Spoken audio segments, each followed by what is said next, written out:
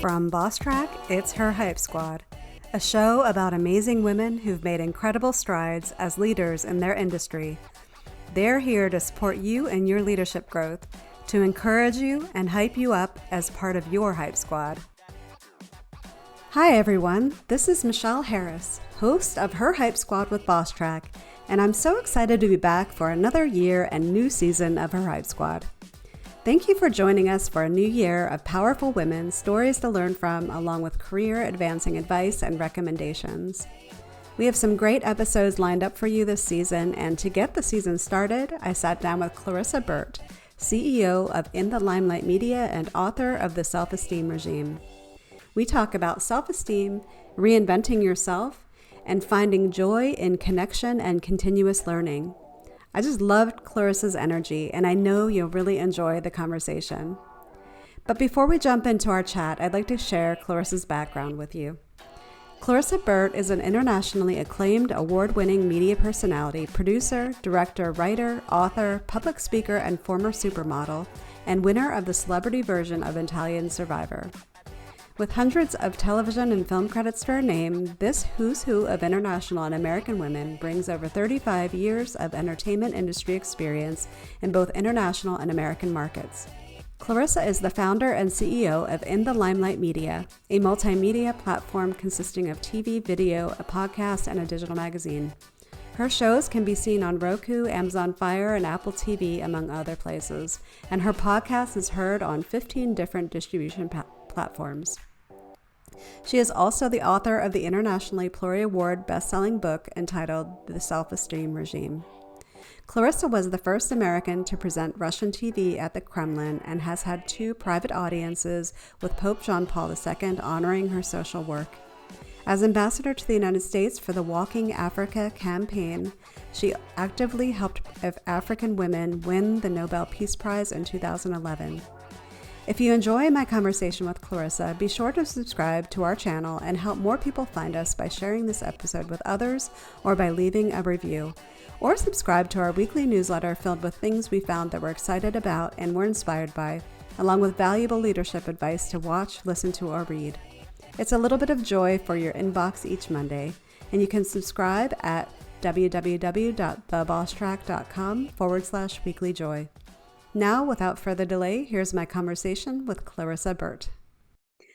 Hi, Clarissa. Thank you so much for joining us on Her Hype Squad with Boss Track today. We're so excited to have you join us and talk about self-esteem and how that applies to our audience.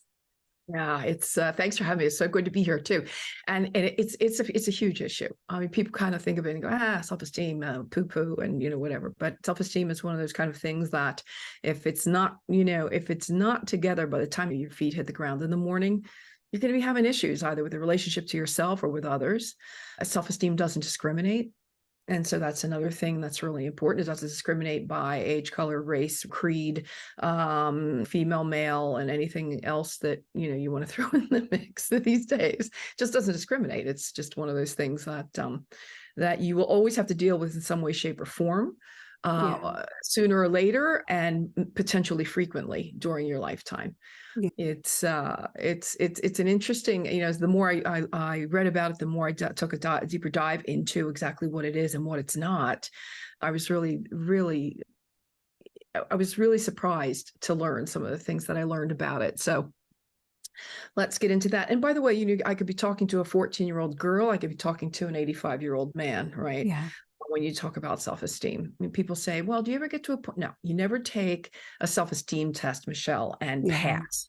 And then you're good to go for the rest of your life because life is life, and it will trigger you. So, it's going to do it. So get ready for that.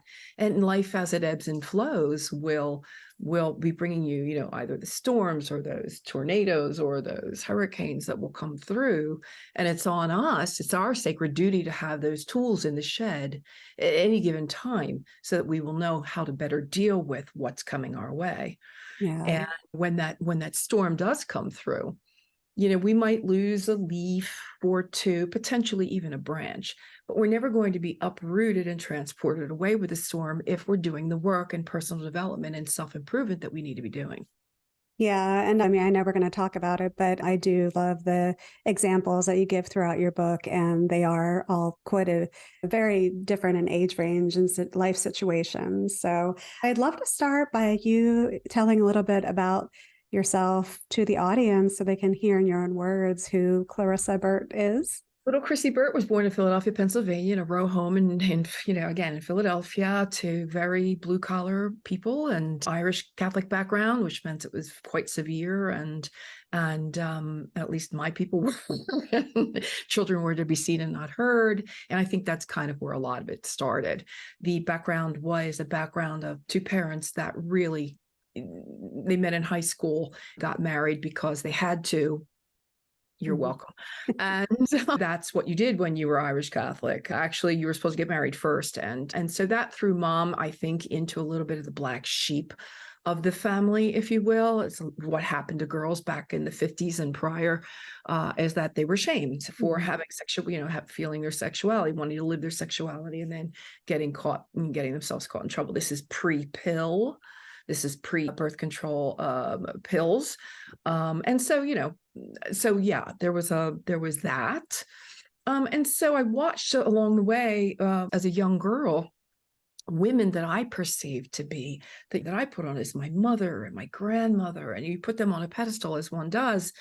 And then you find that they don't have the same perception of themselves as you have of them. And it kind of befuddles you, You think to yourself, gosh, mom, you're gorgeous and you're beautiful.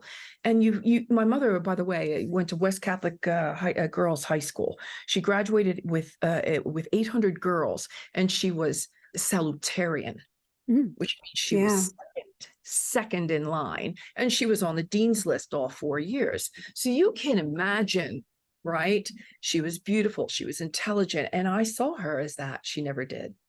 So my mother didn't ever want to have her picture taken. I could never be, I had come out horrible in pictures. Well, I lived my life in front of a camera, right? As I moved into later years, I became a model, and I had a very, very pretty successful modeling career. And so I did the complete opposite. My father, there was a little bit of tension between the Italians and the Irish back in the day. And my father just really said some disparaging things about the Italians. I went and I lived in Italy for 30 years.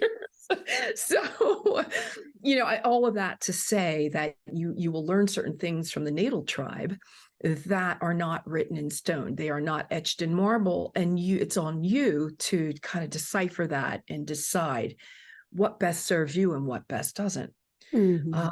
And so as you make those choices in life, some people are going to get their noses out of joint. Others are going to get jealous. Others are going to be angered, whatever is going to trigger them, but that's not on you. That's their perception of themselves that you can't bring that along with you. Right. And that takes a while to learn, Michelle. As we're kids, we don't have these tools that I'm talking about now, right? Right. So you have to learn that as you go. So when I was a kid, we didn't have computers and internet and cell phones and all of that, but we did have 3 bookstores here in the United States, which were Barnes & Noble, Walden Books, and Border Books. And I lived in those bookstores, and I lived there was a little section in the back, Michelle, little teeny section, about 40, 50 books. It was called the self-help section. And that's where I garnered my support, assistance, guidance, help, some answers to questions that I had. And so I basically have been a self-help and personal development junkie for a really long time. Yeah, I can relate. I can relate to that. Yeah, thank you for sharing all that. And I think it might be helpful if you could tell us a little bit about your book, The Self-Esteem Regime, because I think that'll serve as the basis for a lot of our conversation. I think it'd be helpful. Well, thanks. Yeah.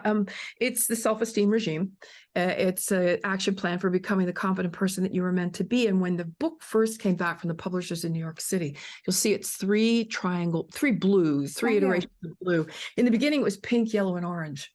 And whereas it would have jumped off the shelves at Barnes & Noble, probably with more oomph, I wanted to make sure that men picked it up. I wanted to make sure that we didn't overlook that men also go through the same things, same challenges, same issues, same debilitating thoughts that women do too. So I'm glad that I did, because I've gotten a lot of great feedback from men as well on that. The book it's for me, the Self-Esteem Regime, it's a manual, but it's a mission and a movement, because I want to see everyone living as esteemed beings and feeling happy, healthy self-esteem.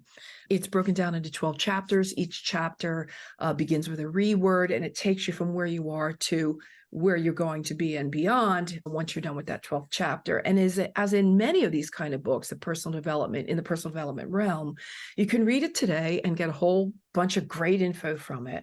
And then you read it in a year's time and get it'll be like reading it all over again, because you weren't ready probably to get to receive some of the messages right now. And so that's what I love about these kind of books as well, self-esteem, personal development. And each chapter we start with release, which is really the greatest part of the work that you will do. We go into then rebuild. After that is responsibility. I mean, I ask people, well, where are you taking responsibility in your life and where are you shirking it? Wow, you should see what comes up from that. We then have reinvent. Michelle, I'm going to be 65 here in a little bit, and I will tell you that I reinvented 10 times in my life. I've been, and life will take you. You've got to also take a look at some of the opportunities and then cut your losses at times. So some things are going to work out, some things aren't, but there will be opportunity for reinvention, and it's up to you to jump on that. And sometimes you'll have to create your own opportunities. We're having a lot of conversations with women in my age group and that think that, well, 50s was already like you gave up, and then your 60s you're just put out to pasture. Well, I'm sorry, that is not the message here. I started in the Limelight Media with television, podcasts, and a digital magazine when I was 60, and and we're loving that. We're having a great time. And then the book came out, I was 63, and so I'm telling you that if it, that there's plenty of time. I like that, just you coin the phrase, it ain't over until the fat lady sings. It's probably not a kind thing to say, because I don't know who the fat lady was. I don't know who she was, but it's really not over until it's over. Right. It's just not over until it's over.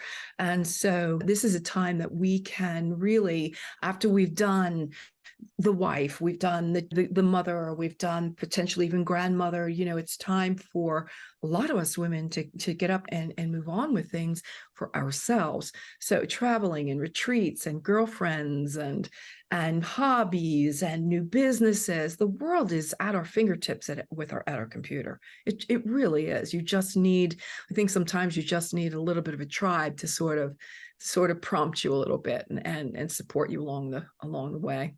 Yeah. So it's funny you talk about reinvent, and when you reinvent yourself, that's a time I think where your self-esteem can need help all over again, because you might not necessarily be ready and comfortable in that new reinvented you. All new, and it's scary.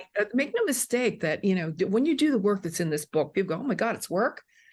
All right, wait, put in some effort. I don't know.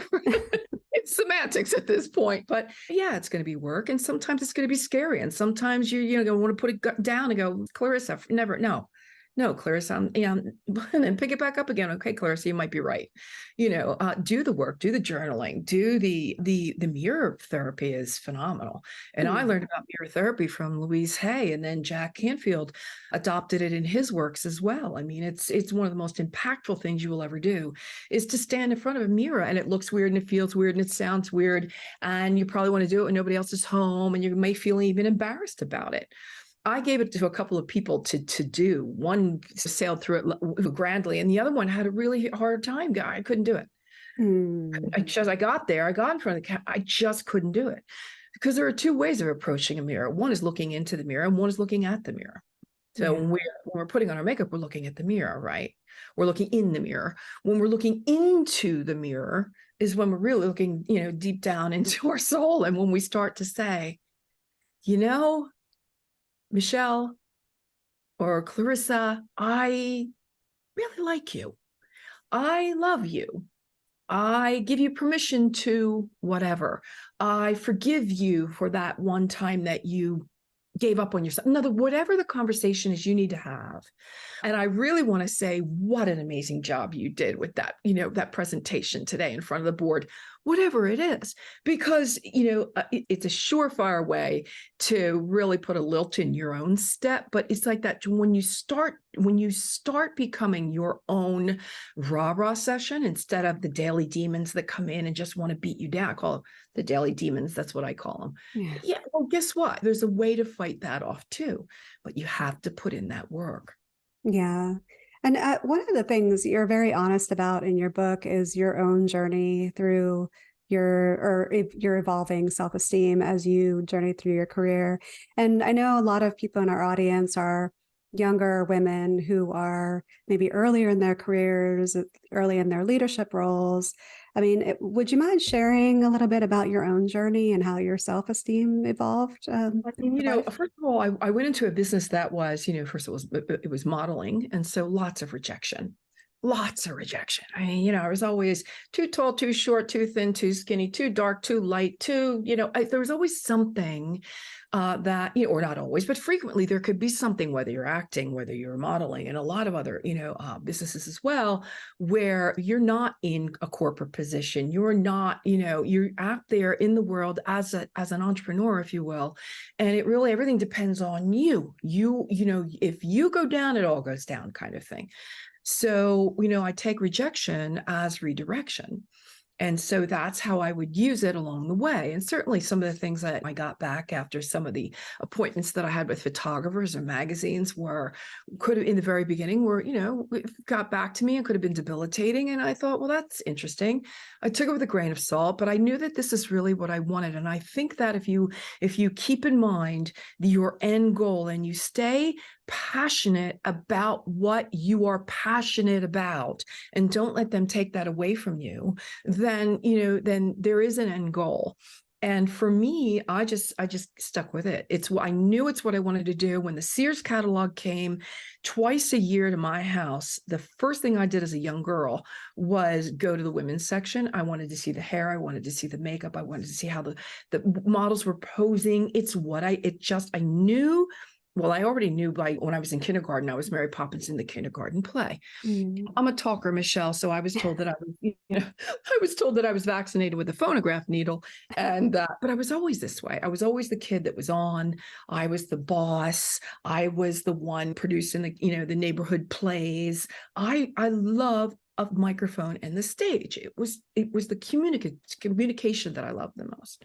And so I would say just be realistic, but don't give up. I know how difficult times are now too, because kids coming out of college now are like, well, what do you mean there are no jobs? Well, what do you mean I keep putting in for jobs and nothing's out there? What do you mean I can make more at McDonald's or Starbucks than I can, from any of the jobs that may potentially be available today? Definitely the landscape is changing drastically when it comes to jobs, when it comes to corporate, when it comes to the opportunities and the possibilities. But again,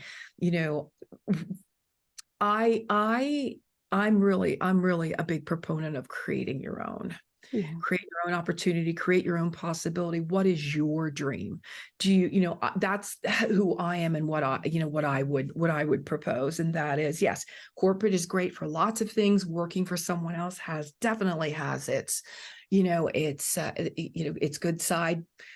Because when you're an entrepreneur, Michelle, and you may well know this as well, when you're an entrepreneur, they say, if you don't want to work a 9 to 5, be prepared to work 24/7. Yeah. Yes. That's what you do as an entrepreneur.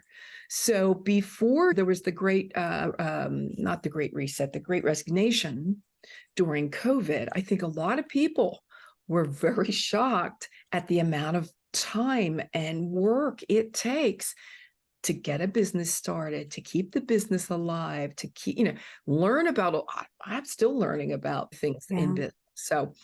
So be very, very clear about what it is you want. Don't worry about the first stumbling blocks, because failure is your first attempt in learning, and it is to be celebrated. I don't want you to live there too long, but I want you to be able to say, okay, failure, good. I know what I won't do. Great. I'm one step closer to success. right? Because the Yeah. first car that came off the assembly line wasn't perfect. The first light bulb that lit up a room wasn't perfect. And there have been a billion iterations since then, right? And that's the same thing. We are all continually, we are a work in progress. Yeah. And I love that you knew from a young age exactly what you wanted. I know you go through this in your book. And would you mind sharing maybe just a little overview of people? I know a lot of people don't know exactly what their calling or passion is. How do you talk people through finding out what that is? Well, I think it's, you can take quite a few of these tests. I love like the Myers-Briggs, for example, or different assessments that you can take. The umbrella, the whole umbrella, colored umbrella, what's that called? I forget, the rainbow umbrella or something like that.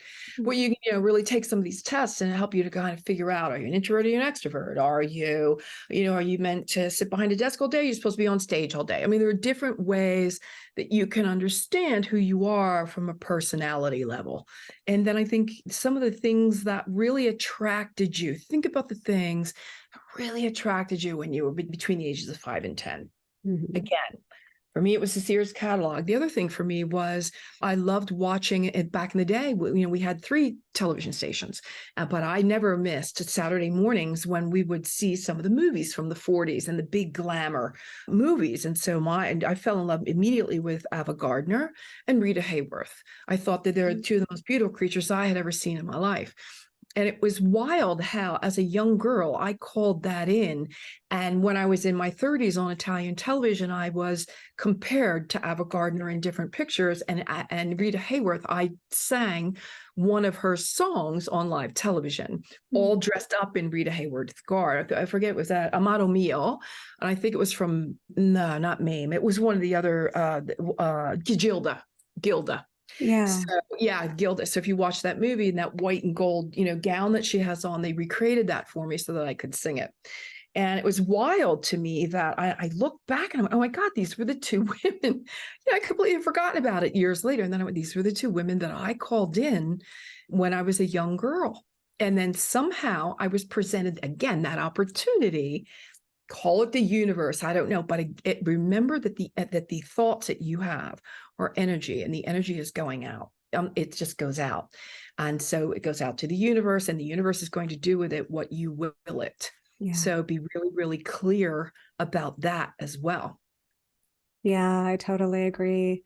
And I know you give a lot of examples in the book, and I'm curious, based on your feedback or your research, what are some of the specific challenges with self-esteem that women in leadership and corporate leadership face? Is there anything in particular that you could call out? I think the imposter syndrome is always a big one that comes to mind. The imposter syndrome, who am I? Who could I ever be? Why do I think that I can? Well, if not you, who is my answer to that? If not you, who? So leadership, unfortunately, lots of times we get I was always taught that when I was a kid, I was a boss and nobody wanted to play with me because I was too bossy. Well, I wasn't bossy. I was just a boss. I was meant for leadership roles. I was meant to connect people, communicate with people. I was meant to even, keep the conversation alive and lively. I was meant to find the research, do the research, pull the book together, make sure that it got into the hands of the people that needed to see it and hear it and read it and get the message. So if that is what I'm being called out for, you can call me out all day long. Because I'm happy with who I am. I am thrilled with the people that I've been able to lead. I'm thrilled with the people I've been able to help. There was an instance in the book, and you've read about her. Her name is Tiffany in the book. It's not in real life, but in Tiffany, it was the call girl from Las Vegas that came and lived with me. And she was a long story, but we met at an event there, and she came to me and she had Googled me and she started crying. And I said, honey, what's going on?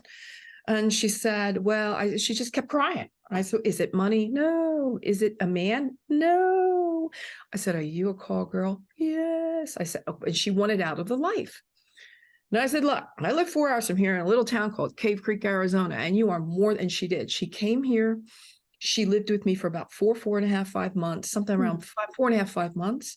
She changed her phone number. She got rid of the false eyelashes, the nails, the whole thing. She just shed all of that Vegas persona, went back to Vegas, went back to church, got back in touch with her mother, has a phenomenal relationship with her mom now, started up a beautiful salon, because that's what she wanted. She was an esthetician in a salon in Dallas, Texas, met a guy, married him a month ago.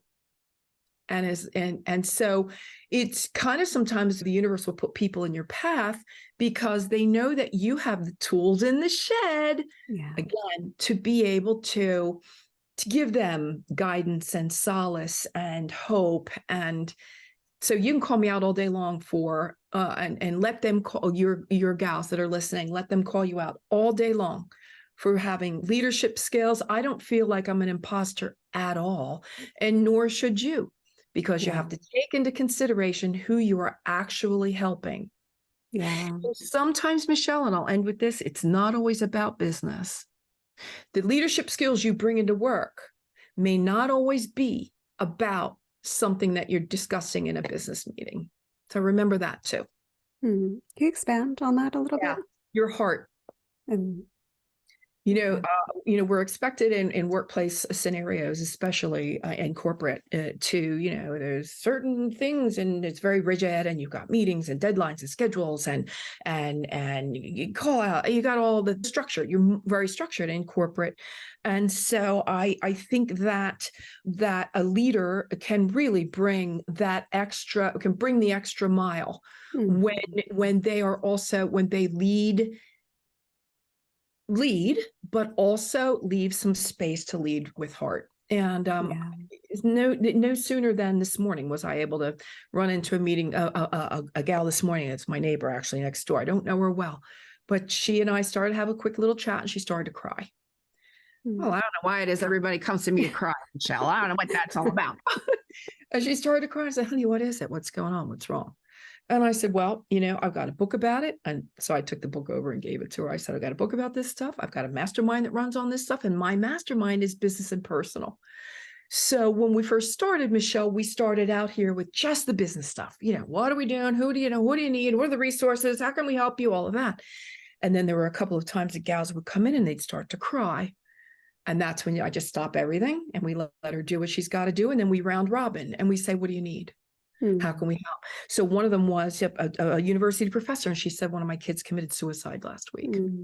Stop there. And we round robined and gave her a thought, a prayer, a resource, a book, whatever we could come up with. We gave her this, the support that she needed at the time. A husband that had stage 4 prostate cancer. Another girl came in, and woman, I call us girls, woman came in and said, my son tried to commit suicide. So there was a lot of this, they called it a safe place to land, my mastermind being a safe place to land. And that's what I think really, I would like to think in corporate as well, will set a good leader apart from a great leader. Is to make sure to never forget to bring that heart, that lead with the heart when it's the right thing to do. How does that, just curious, how do those situations that people are feeling and coming to the mastermind, did they come because of those situations? And how does that intertwine with self-esteem? Or is it they just it started as I'm coming because I need help with self-esteem, and then those are things that happened? No. It started out as business, and then I think in the 4th year when the book dropped, I said, girls, listen, the next mastermind, there are 12 meetings because we get together 12 times, and there are 12 chapters in the book. I'm going to give you each time we meet, you're going to get a chapter. I'm sending you a book. You're going to get a chapter. You're going to read it. And you're going to come back, and we're going to discuss. And that's what brought it up. So whether it was release, whether it was rebuild, whether it was responsibility, reinvent. Oh my God, I can't even remember all my damn chapters. I've got 12 chapters. I can't remember them all. Whether reinforce, repeat, rebound, redirect. In other words, replace, reaffirm. There were different things that were coming up for them that really was bringing it to, and of course, we're all stressed out anyway, right? So we're coming to these meetings and we just took a softer approach around things. When somebody came and said, I don't have anything this week, but can I discuss something else? I don't have anything business-wise this week. Can I? Yeah, go ahead. Oh, of course, if someone starts to be visually upset, that's again when we round robin and we give her that virtual hug and that virtual love. And again, Michelle, when one of the gals said, Clarissa, you've created a safe place for us to land, That's huge, because for women, we don't have many of those. We don't have many safe places to land. Oh, it can be, yes, of course, it can be, a glass of wine with the girlfriends out one night, that sort of thing. Yeah. And that's great. That's not a poo-poo. That's a fabulous thing. But I think we as women don't really give ourselves a lot of permission to be able to sit there and say, hey, listen, can the spotlight be on me for a minute? Because I need to cry. Who says that? Like, who does that? And so when they came to this mastermind and started to be visually upset, it was liberating, I think, for all of us, because then it was like, well, Susie Q did it. Maybe I could do it next. Or if I feel like I need to cry, now I know I feel comfortable with these girls and I can do that. So not that I wanted to become a crybaby session, that's not the point, but there were times when we really, again, we redirected the business meeting into, where are you now? Like, what do you need right now? And that's what they got. Right. Yeah. And I know we kind of got a little bit away from it, but you mentioned imposter syndrome earlier. And it is something that a lot of people experience. I mean, even Oprah and Michelle Obama have talked about currently feeling. I don't know if you've ever felt it, but for people that do feel it, like what is the strategy to move beyond feeling that way? Well, first of all, what it is that it's a comparison to your role models and other influencers, let's say. So the first thing you're doing at the very core, at the very base of all of that, is a comparison. I don't care what you say. If you feel like you're an imposter because you're not good enough at what you're doing, you're kind of at the core, you're going, well, somebody else is better than this. Somebody else must be better than this. Somebody else is better than I am. Right. And I'll tell you about what I feel about that in a minute. And you're worried about, like, this scrutiny from coworkers, because you just feel like you're setting yourself up. So if I'm out here and I'm in a leadership position, and if I screw up, then, oh my God, what could possibly happen? Because my coworkers are going to think that I'm not all that. And where did I get my, my degree? I get my degree at Walmart, that kind of thing. So that's it. It's this persistent inability to believe in oneself. That's exactly what it is. And that you don't ever believe that your success is deserved. Dang it. And I'm telling you, you've worked hard.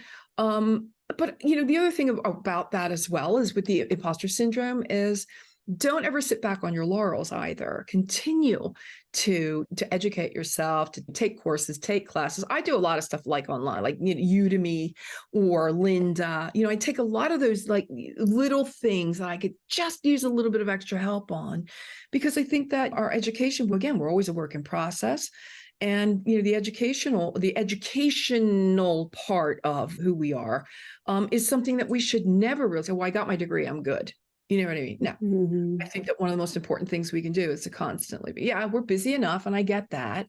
But maybe it's a book you take with you on vacation that's not a romance, but it's something it's something about a leadership or marketing or merchandising or whatever it is you may need a little extra help with. Pick that up and take it with you.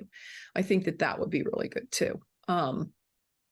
It's that, it's that increased anxiety that we put on ourselves for no reason at all.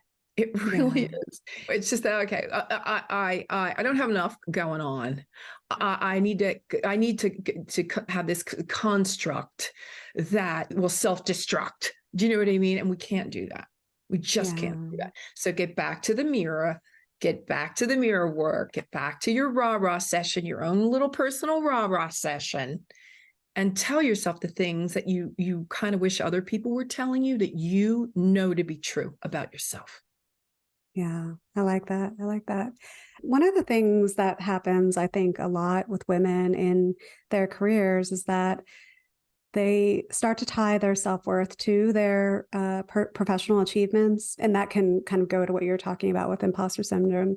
But how should people look at that and ensure that they find their self-worth outside of their career? Yeah. Well, first of all, I think you need to take a look. I wanted to say let me start with this. Your value system.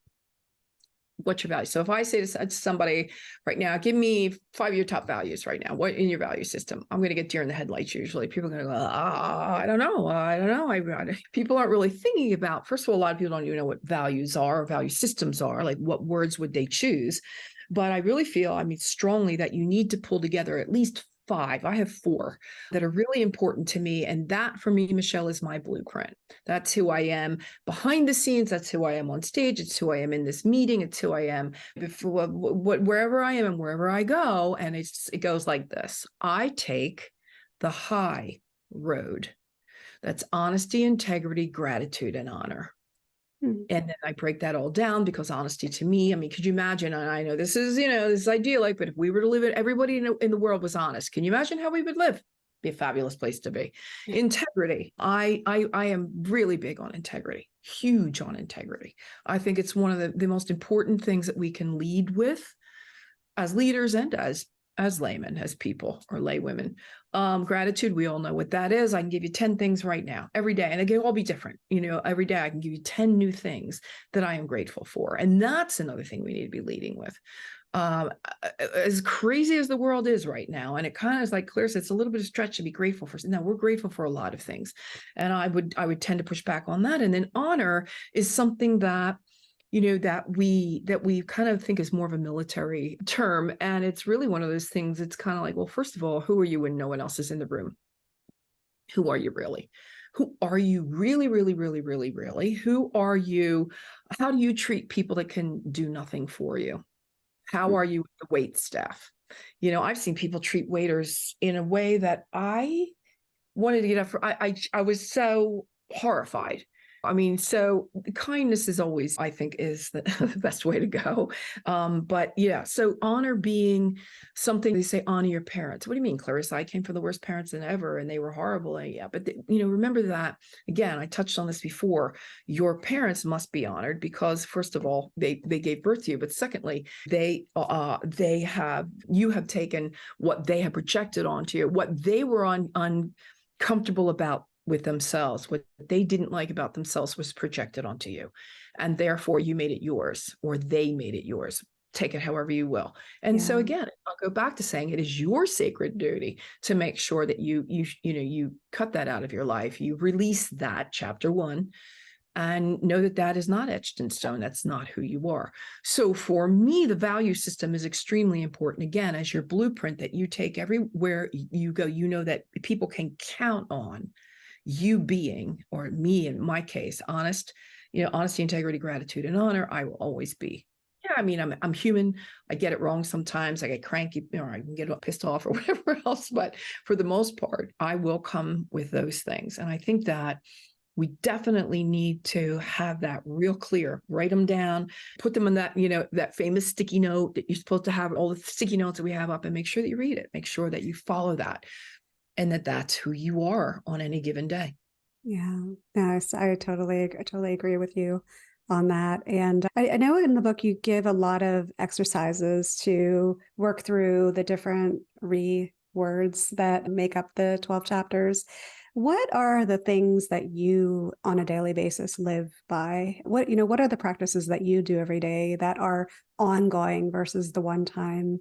Yeah, I get you. Well, one of the first things I wanted to share also was this whole idea of being enough. I am enough.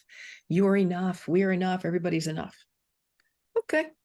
I looked up the definition of enough, and the definition goes like this: only as much as is required. Mm-hmm. So by definition, enough isn't enough. Here's what the new mantra is. And I really urge everyone to write this down and put this on that, on that famous sticky note and keep it close. I am so much more than enough. Mm-hmm. Oh God, am I so much more than enough? And believe it and read it and be it.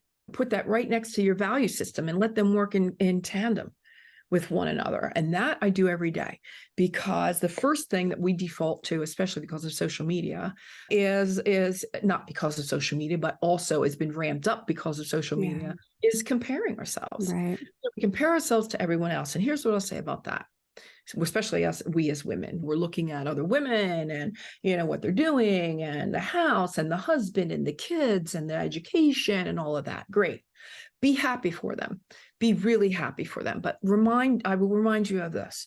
2 things I like to say. We always hear about the grass being greener on the other side. Well, I'm going to tell you that the grass is greener where you water it. Mm-hmm. For one. And number two, are we really sure that's grass or is it astroturf? Truly. Yeah. Is it our perception and what we're perceiving, or is it what they want us to perceive that may not necessarily be real or true? All right, whatever. It's not my business. I don't care. But when I go onto social media, I know that there are people on there that rented that villa and those 2 Lamborghinis for the day for the photo shoot. I know it. And should they have worked very, very hard and earned that, I am thrilled for them. But I also want to be really, really mindful that there's so much out there that's not real and that's not truth. Yeah. This is never probably as important for us as grown women, grown men, but we have to be careful with our kids with this, because we had our Attorney General came out in April and said we have a national youth mental health crisis. Yeah. The Dove Self-Esteem Project, they do phenomenal work. They came out in April, the same month, and they came out with the hashtag no filters, hashtag turn your back to these filters. And there are these lobbies now that are going after these social media platforms and saying, you got to stop the filters because you're teaching 9, 10, and 11-year-olds that they're not good enough the way they are and that they need a filter to be better, to be prettier, to be fit, to be popular with the other girls and with boys. And that's not okay. So get rid of these filters, get rid of these, these constructs, get rid of all the rest of the stuff and just be you. It's really hard to tell a 12-year-old you're fine just the way you are when they're going to school and social media is telling them something completely different. Also, from their search history, they are able now to be geo-targeted. I think you call it geo-targeting on social media, or targeted anyway by retail and by corporate. I'm not coming up with the right words, but I think you understand what I'm saying. They're being targeted from social media, from, here's be thinner, be better, be prettier, be sexier, be.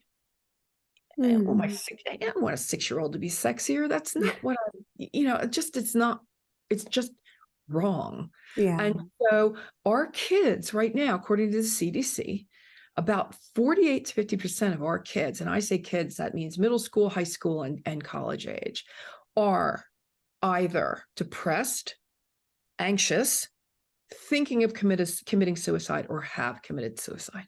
Yeah. And these are alarming numbers, Michelle, alarming numbers.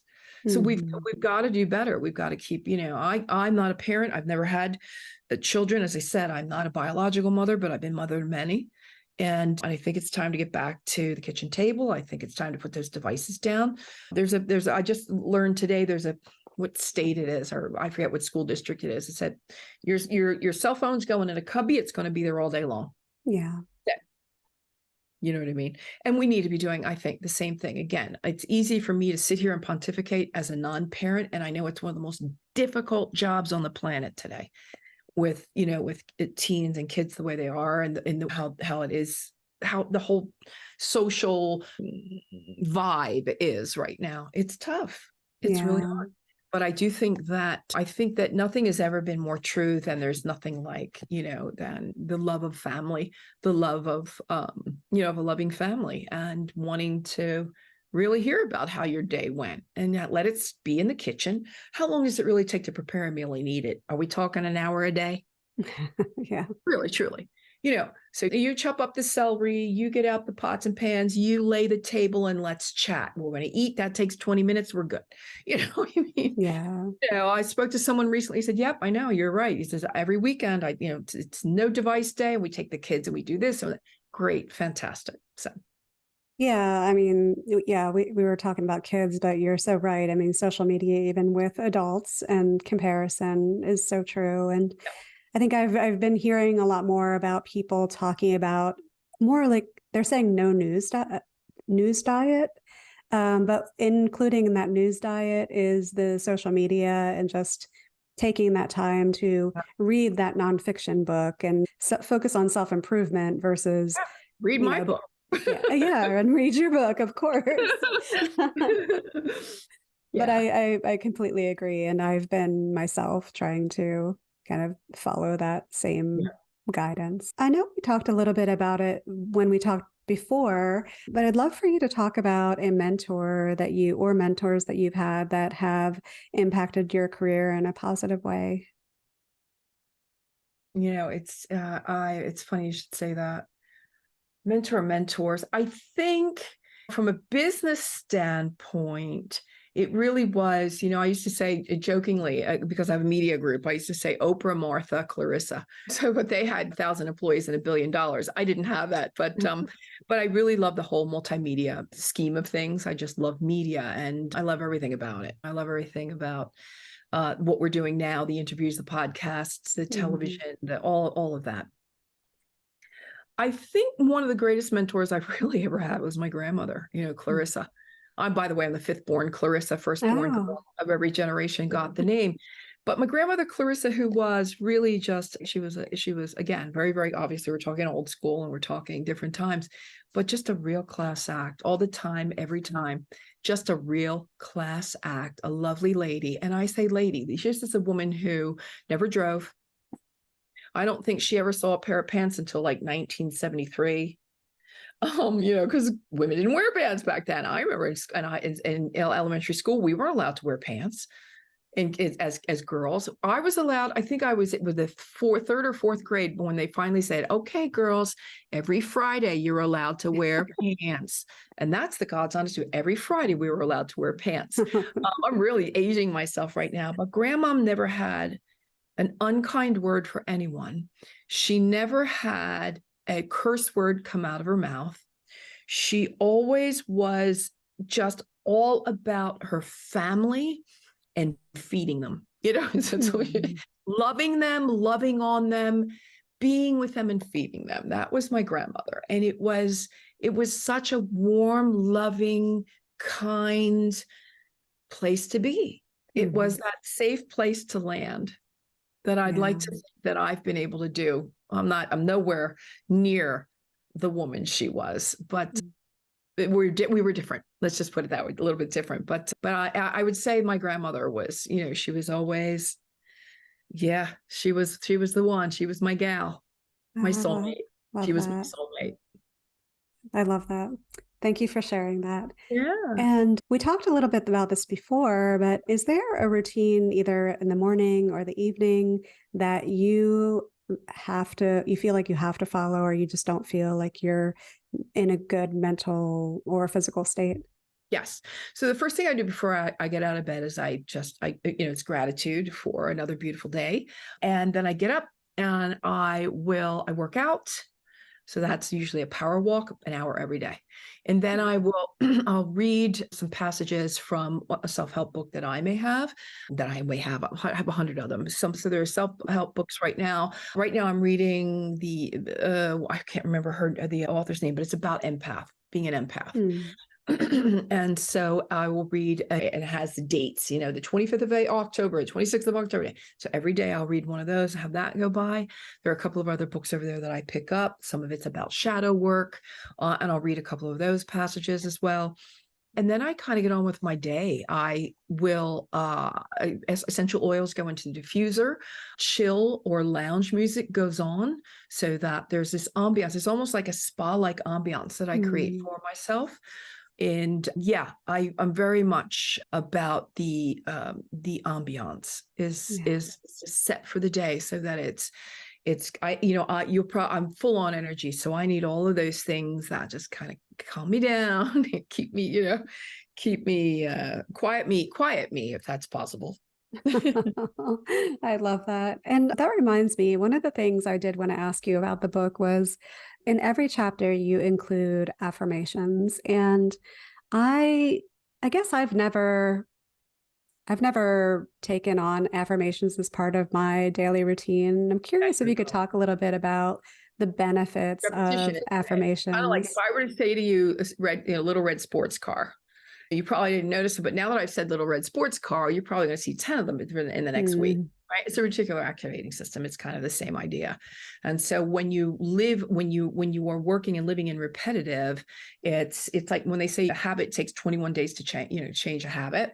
it's the same thing. So you build upon, build upon, build upon, build. And what you're doing really is it's the building upon that rah-rah session that I talk about, and impregnating your brain, if you will, your mind, your heart, your soul with positive thoughts. Again, thoughts being things that, being energy that you put out will come back. And it's really a funny thing how that works. I had longer hair about 5 months ago. I had hair much longer than it is right now. And I had lost a lot of hair during COVID. I had lost a lot of hair during COVID. So I was saying, I was really out of, my hair won't curl anymore. It won't do anything. I got to get this haircut. I got to get a cut. I got to get a cut. I got to get, never did. So I went into the hair salon. I said, do me a favor. I just want 2 inches off the back.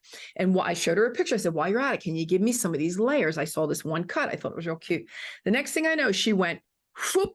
Oh, where my hair was halfway down my back, I went from like 2 inches to where she had cut 10 inches.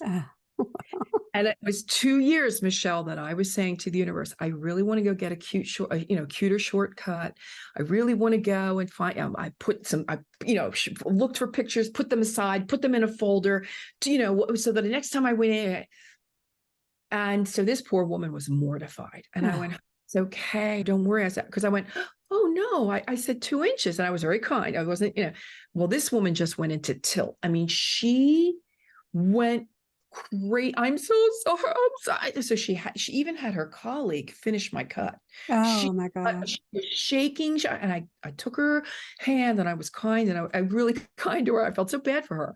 But here I went from hair to really was down, down to here to this is already grown out. It was like up to here. Yeah. And so really she cut 10 inches off. But I had been telling the universe for quite some time that that's what I wanted to do. And it happened. It didn't happen in my timing, and it didn't happen in her timing. It happened in the universe's timing. And I'm telling you, it's powerful stuff. I'm trying to find something for you. I wanted to read it for you so that I might be able to answer a question. And it's in the acknowledgments. And a lot of people skip through this part because, it doesn't always really but this is what I wanted everybody to hear.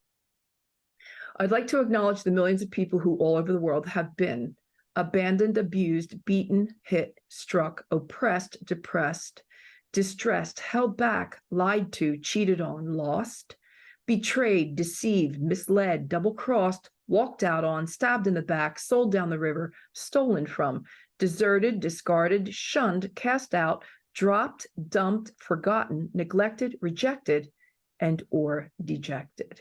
You are the sole reason I have written this book. Yeah, I did read that. It was beautiful. Yeah. Oh, thank you. But when you, Michelle, it's everybody. Yeah. Everybody. Yeah. So that's why I love my book. I love my baby. And I love that it's changing lives one chapter at a time. Yeah. Yeah. If you have a few minutes, I have a few more questions I'd like to ask. They're questions I ask all my audience. Please. All my guests. And one is, we already covered the routine, but do you have a song that is your go-to song when you need a bit of a confidence or energy boost? I mean, I don't think you need that, but... One of my favorite songs is, first of all, I don't know if you remember Gloria Gaynor's I Will Survive. Yeah. I think that's a classic for all of us women. Yeah, definitely beautiful.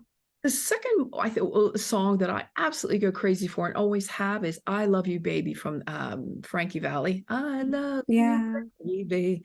And if it's quite all right, I need you back. Love that song. Every time that song comes on, I don't know what it is. It floats my boat. But I really, really love those two songs for sure. My favorite movie of all time, I'm a New Jersey girl, so I really love Casino, and Goodfellas, but I really love Terms of Endearment.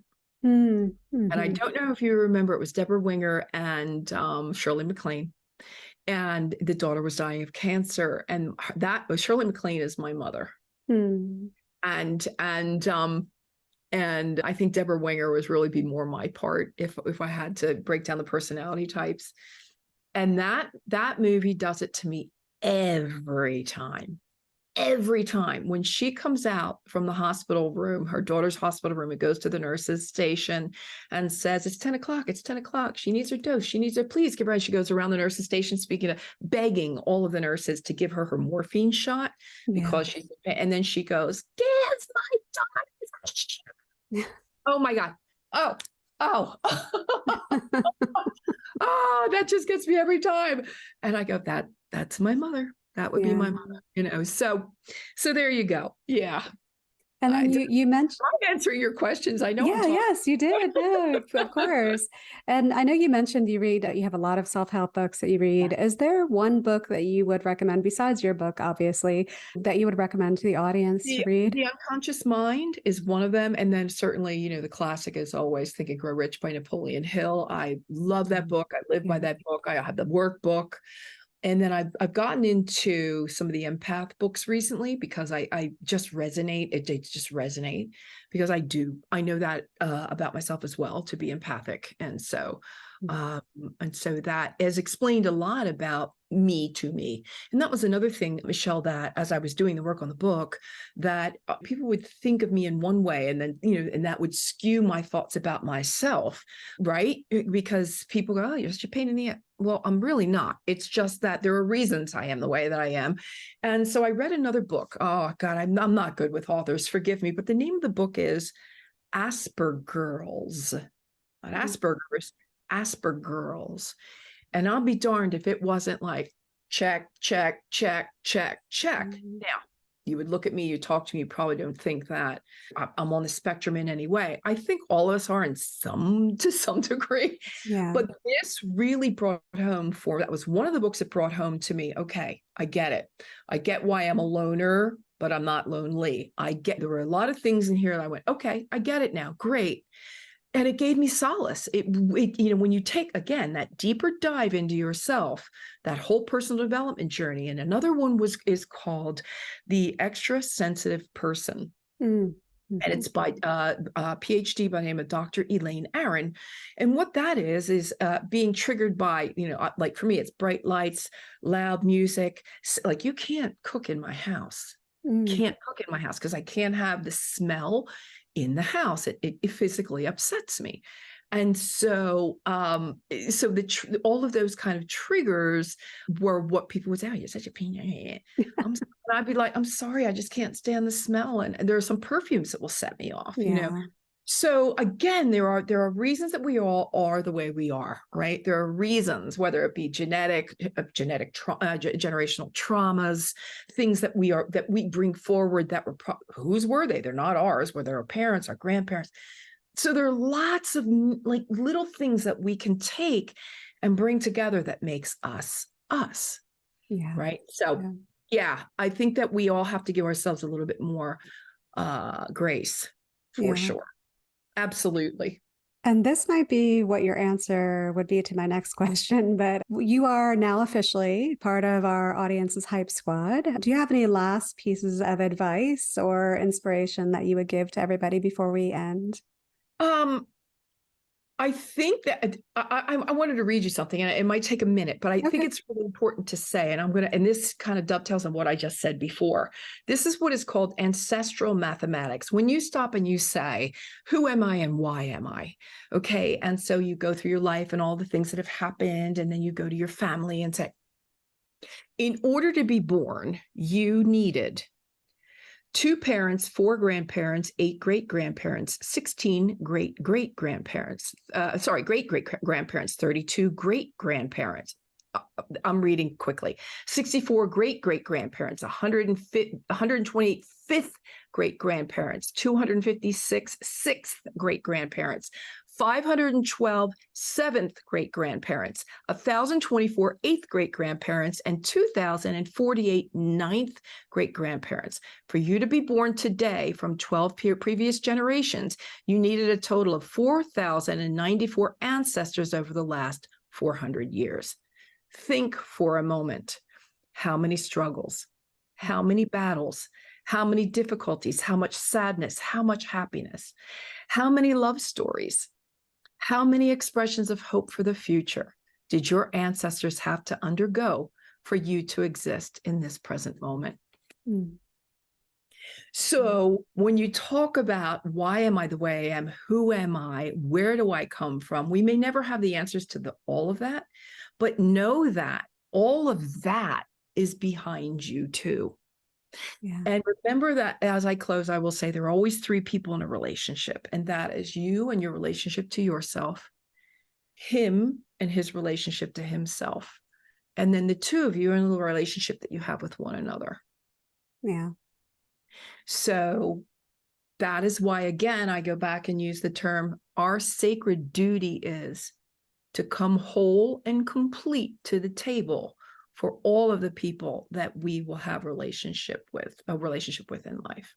Yeah, that's a beautiful way to end our conversation. So if our audience wants to find you, reach out to you, look at your work and what you do, what is the best way to find you? Thank you. Well, yeah, I'm on social everywhere except Snapchat. So it's just Clarissa Burt, Facebook, Instagram, YouTube, LinkedIn, Twitter. I'm there. You can find me there. Website's clarissaburt.com. And the book is in Barnes and Noble. And it's also on Amazon, Kindle, and Audible. That's perfect.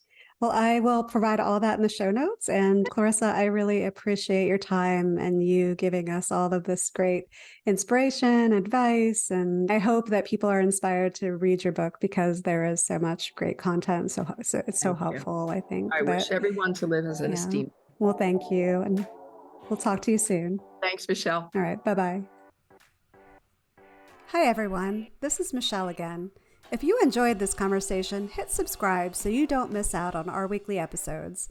And if you're really feeling it, please leave a review. We'd love to have your support. You can also subscribe to our weekly newsletter where we share things we're excited about, things we found funny or inspiring, and must-read leadership videos and articles we came across that week. You can subscribe by going to www.thebosstrack.com/weeklyjoy. That's www.thebosstrack.com/weeklyjoy. Drop in your email and you'll get the very next one. Thanks for listening.